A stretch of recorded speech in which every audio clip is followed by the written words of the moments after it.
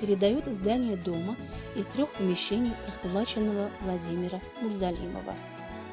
Привозят пятистенное здание дома раскулаченного жителя деревни Новая Ахпердина из нынешнего Батаревского района.